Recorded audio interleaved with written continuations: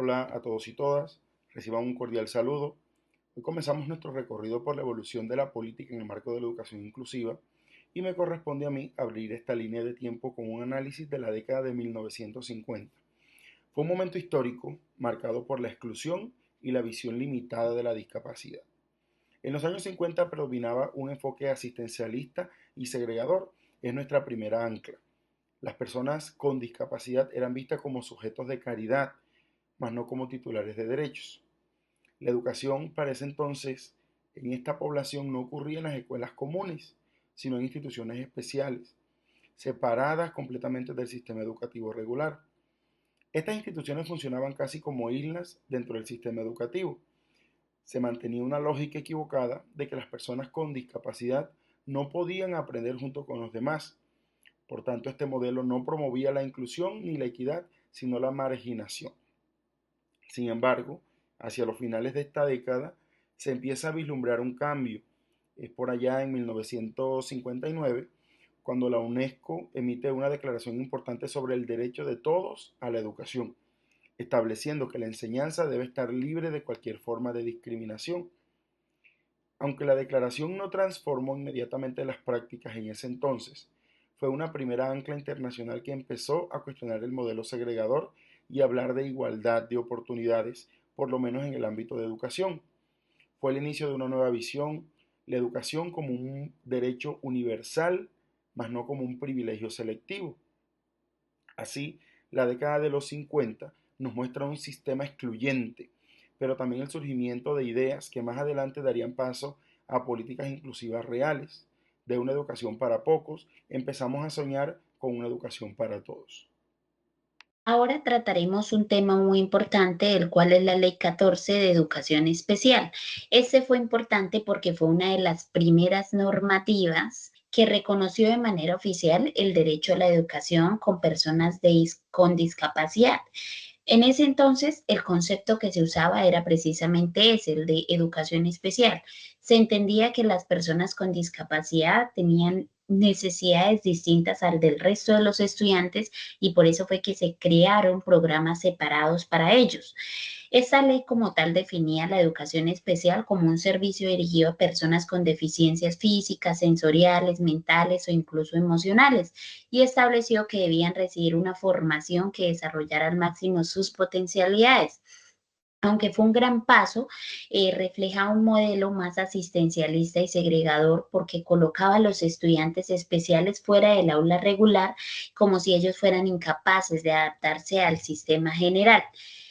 También tenemos algunos datos importantes, cuál es la integración. Surgió este enfoque de integración educativa que fue una etapa de transición entre el modelo segregado y la inclusión que pues se empieza a promover, que se empieza a pensar, a reflexionar.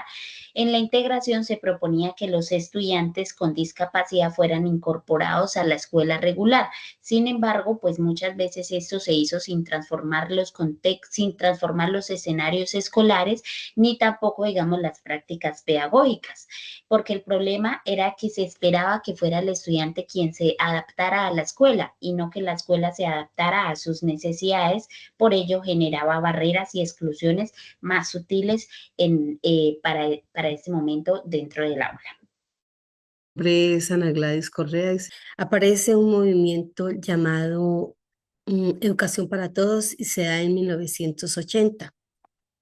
Fue un movimiento educativo que surgió con un objetivo principal, era hacer más asequible a la educación para todas las personas sin importar su nivel educativo. Buscaba incluir a más personas sin discusiones importantes sobre la cultura, sociedad y la ciencia. Luego seguimos con la integración. Debía adaptar a la escuela el modelo regular y no al revés. Comienza la transición para la inclusión.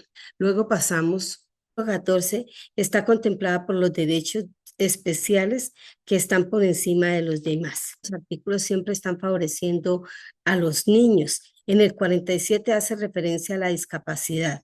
El Estado apoya a las personas que son discapacitadas en todos los sentidos, especialmente los niños, y los incluye en los colegios. Todo esto aparece con la inclusión en 1990. Aparece con una reconocida y formalmente a partir de acuerdos internacionales. Y uno de los acuerdos internacionales que podemos incluir aquí sería la Convención de los Derechos Humanos. Quien la dispuso fue la Organización de las Naciones Unidas en el 2006 y exige que los países garanticen una educación sin discriminación para todos los niños.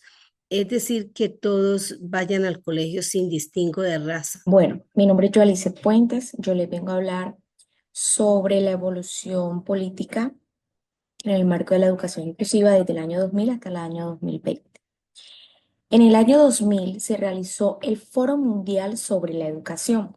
En este foro asistieron 164 líderes de países donde ellos lograron evaluar como los avances que habían tenido a ciertas iniciativas anteriormente realizadas y decidieron renovar nuevamente compromisos para una educación de calidad para todos.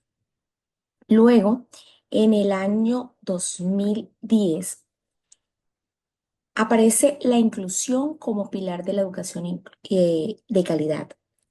Se presenta un modelo educativo más justo y participativo y flexible, centrado en la eliminación de barreras.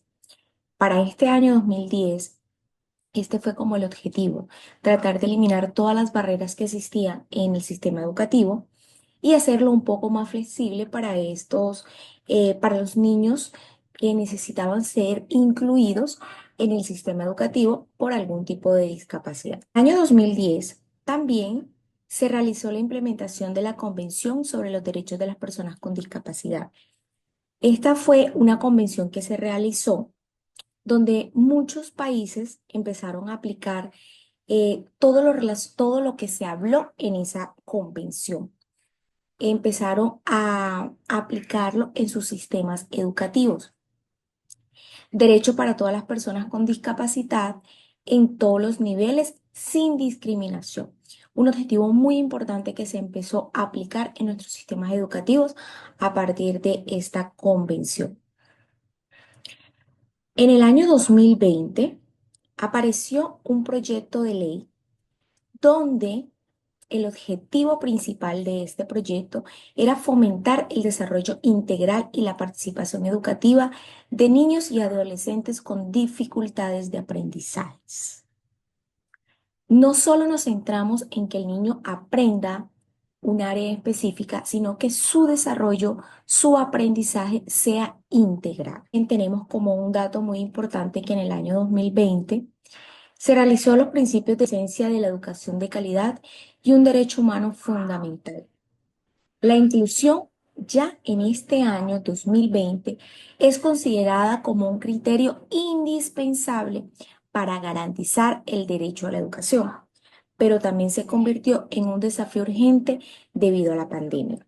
Recordemos que en el año 2020 se presentó la inesperada pandemia, algo que nosotros no nos esperábamos, y esto fomentó en nosotros desafíos en nuestros sistemas educativos, donde nos tocó irnos a virtualidad, algo nunca antes visto, aprender todos, tanto docentes como estudiantes, cómo iba a ser ese proceso de enseñanza-aprendizaje. Y sobre todo pensar en esos niños con discapacidad, que se hacía un poco más compleja la situación con ellos, pero que nosotros debíamos buscar estrategias de solución para manejar en estos desafíos en este año 2020. Con esto finalizamos todo la línea del tiempo sobre la evolución política en el marco de la educación inclusiva en un contexto nacional e internacional. Recordemos que todos estos datos que dimos, algunos fueron nacionales, realizados aquí en nuestro país, Colombia, y otros se realizaron por fuera en otros países, pero todo enmarcado en nuestra educación inclusiva. Muchísimas gracias.